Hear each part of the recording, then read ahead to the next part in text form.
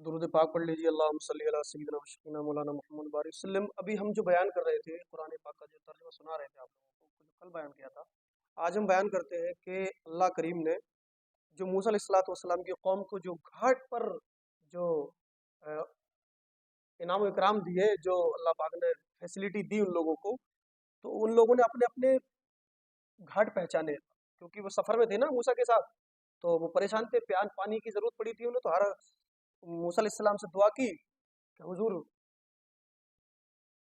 یہ اللہ کی بارگاہ میں دعا کریں آپ کہ ہمارے لیے پانی مل جائے۔ تو موسیٰ علیہ السلام نے دعا فرمائی، اللہ پاک نے 12 چشمے جاری فرما دیے۔ موسیٰ علیہ السلام نے جو ڈنڈا مارا تھا، تو ہر انسان نے اپنا اپنا گھاٹ مقرر کیا، اور اللہ نے فرمایا وَاشْرَبُوا مِن رِزْقِ اللَّهِ، اور پیو خدا کا دیا ہوا، اور زمین میں فساد اٹھاتے نہ پھرو، اور جب تم نے کہا ہے موسیٰ ہم سے تو ایک کھانے پر ہرگز صبر نہیں ہوگا، تو آپ نے اپنے رب سے دعا کیجئے کہ زمین کی اگائی ہوئی چیزیں ہمارے لیے نکالے، کچھ ساگ اور ککڑی اور گیہوں اور مسوڑ اور پیاز۔ فرمایا کیا ادنا چیز بہتر کے بدلے مانگتے ہو؟ چھوٹی چھوٹی چیز، ہم تو تمہیں بڑی چیزیں دینے چاہتے ہیں، زیادہ چیزیں دینے چاہتے ہیں، ہم تو تمہیں مرغا کھلانا چاہتے ہیں، مچھلی کھلانا چاہتے ہیں، دنیا کی چیزیں کھلانا چاہتے ہیں، تم یہ چھوٹی چھوٹی چیزیں مانگ رہے ہو۔ اور اللہ نے فرمایا کیا ادنا چیز کو بہتر کے بدلے مانگتے ہو؟ اچھا مصر یا کسی شہر میں اترو، وہاں تمہیں ملے گا جو تم نے مانگا ہے۔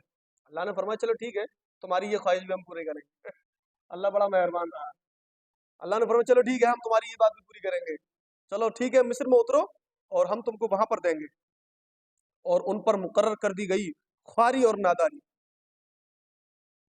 خدا کے غضب میں لوٹے، یہ بدلہ تھا اس کا کہ وہ اللہ کی آیتوں کا انکار کرتے تھے اور انبیاء کو ناحق شہید کرتے تھے، یہ بدلہ تھا ان کی نافرمانیوں اور حد سے بڑھنے کا۔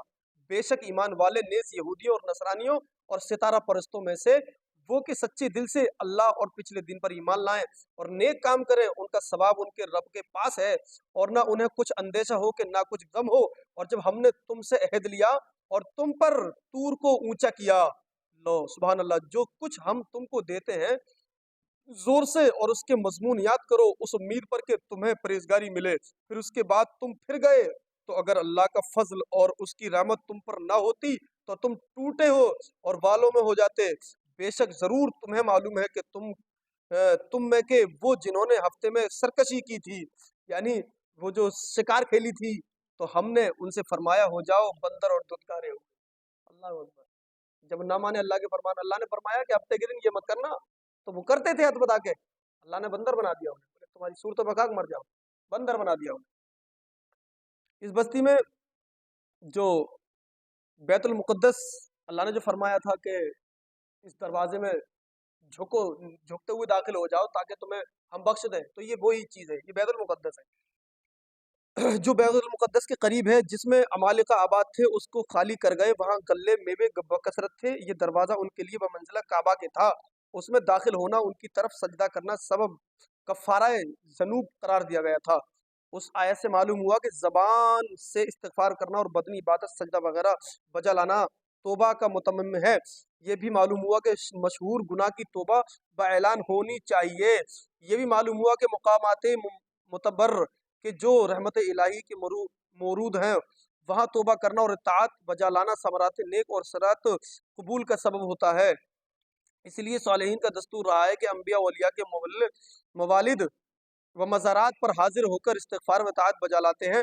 عرس و زیارت میں بھی یہ فائدہ متصور ہے کہ بخاری شریف کی مسلم شریف کی حدیث پاک میں ہے کہ بنی اسرائیل کو حکم ہوا تھا کہ دروازے میں سجدہ کرتے ہوئے داخل ہو جاؤ اور زبان سے حتتن کلمہ توبہ و استغفار کرتے جائیں۔ انہوں نے دونوں حکموں کی مخالفت کی، داخل تو ہوئے سرینیوں کے بل گھسٹتے اور بجائے کلمے کے توبہ تمسخر سے مسخرہ پن کرتے ہوئے، مذاق کرتے ہوئے نکلتے تھے۔ حبۃ فی شعرۃ کہا جس کے معنی ہے بال میں نہ دانا، یہ عذاب تعاون تھا جس سے ایک ساعت میں 24,000 ہلاک ہو گئے۔ اللہ نے تعاون کا مرض ان پر لاگو کر دیا، بولے لو تعاون میں مبتلا ہو جاؤ، تم میری بات کو نہیں مان رہے۔ حدیث میں ہے کہ تعاون پچھلی امتوں کے عذاب کا بقیہ ہے۔ جب تمہارے شہر میں واقع ہو وہاں سے نہ بھاگو، دوسرے شہر میں ہو تو وہاں نہ جاؤ، यानी कहीं जहीं पर जहाँ पर कोई बीमारी हो, हदीस पाक में है कि जहाँ पर अगर कोई बीमारी ज्यादा तगड़ी फैल जाए तो वहां पर ना जाना चाहिए। और अगर तुम्हारे शहर में फैल जाए, तुम लोगों में फैल जाए, तो तुम कहीं और मत जाना, ताकि कहीं ऐसा ना हो कि तुम्हारी बीमारी कहीं और भी लग जाए। जो लोग मकाम वबा रजा इलाही पर साबिर रहें, अगर वो वबा से महफूज रहें, जब भी उन्हें शहादत का सवाब मिलेगा। जब बनी इसराइल ने सफर में पानी ना पाया, शिद्दत प्यास की शिकायत की, तो हजरत मूसा अलैहिस्सलाम को हुक्म हुआ कि अपना आसा पत्थर पर मारो।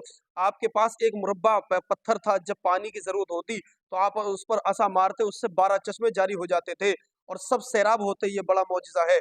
लेकिन सैयदुल अंबिया सल्लल्लाहु ताला अलैहि वसल्लम का अंगश्ते मुबारक से चश्मे जारी फरमाकर जमात कसीरा को सैराब फरमाना उससे बहुत आजम व आला है, क्योंकि उस वो इंसानी से चश्मे जारी होना पत्थर की बनिस्बत ज्यादा अजब है।